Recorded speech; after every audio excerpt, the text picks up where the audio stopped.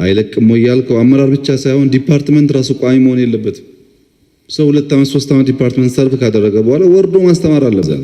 አንዳንዱ ደግሞ አሜሪካ ተቀምጦ ዘኔክስት ሞርኒንግ መጥቶ ኢትዮጵያ ውስጥ ጠቅላይ ሚኒስትር መሆን የሚቻል ይመስለው ሰው አለ። ዝም ብሎ እንደው ሁሉም ቀበሌውም ወረዳውም ጠቅላይ ሚኒስትሩም አንዴ ከያዘ የማይለቅበት ሲሆን በሽታ ነው እዚህ ሀገር ያለው። ሀገር መቀየር የሚፈልግ ኃይል ካለ ተራራውን ጫካ ይሆናል፣ ይናዳል፣ ውሃውን ወጥ ይሆናል፣ ድልድይ ይሰራበታል፣ ማስዋብ የቱሪስት መናኸሪያ ማድረግ ይቻላል ማለት ነው። አንዳንዱን ሰው ሳያቅ ነው ጀጅ የሚያደርገው። በቅርበት እኛ የምናውቀውን ነገር አያውቅም። ሚዲያው የሚነግረውን ብቻ ነው የሚያውቀው። ስለ ሰዎች ያለው ግምት እንደዛ ነው። አንዳንዱ ደግሞ አሜሪካ ተቀምጦ ዘኔክስት ሞርኒንግ መጥቶ ኢትዮጵያ ውስጥ ጠቅላይ ሚኒስትር መሆን የሚቻል ይመስለው ሰው አለ። እኔ እንደው ኢትዮጵያም አትጎዳ ቢሆን 1-2 ሳምንት ብንቀያየር በጣም ደስ ይለኛል። ለምን መሰላችሁ? የማታውቀውን ህዝብ መምራት ከባድ ነው። ኢትዮጵያ ውስጥ ያለው የፖለቲካል ፍላጎት፣ የኢኮኖሚ ፍላጎት፣ ብዙ ጥያቄ ያለበት ህዝብ ነው። እሱን አንደርስታንድ ለማድረግ ጊዜ ይፈልጋል፣ በጣም ጊዜ ይፈልጋል እና ብዙ ሰው አስፓየር ያደርጋል።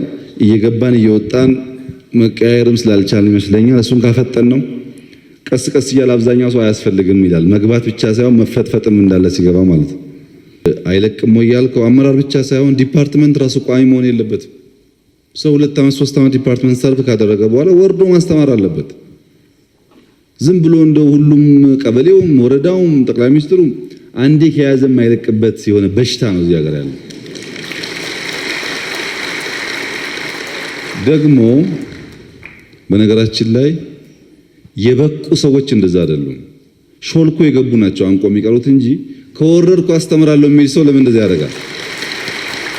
ሀገር መቀየር የሚፈልግ ኃይል ካለ ተራራውን ጫካ ይሆናል፣ ይናዳል፣ ውሃውን ወጥ ይሆናል፣ ድልድይ ይሰራበታል፣ ማስዋብ የቱሪስት መናኸሪያ ማድረግ ይቻላል ማለት ነው።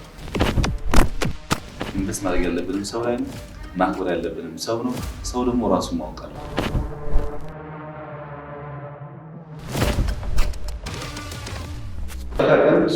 ስፔሻሊ ምክር ጋር ከአረባት ያለውን ነገር ሳይሆን በኋላ እነሱ ሀገር ኢንቨስትመንት እያደረገ ስለሆነ በርካታ ሰዎች በርካታ ባለሀብት ውሃዋን በጣም ብዙ ሁኔታ አላቸው።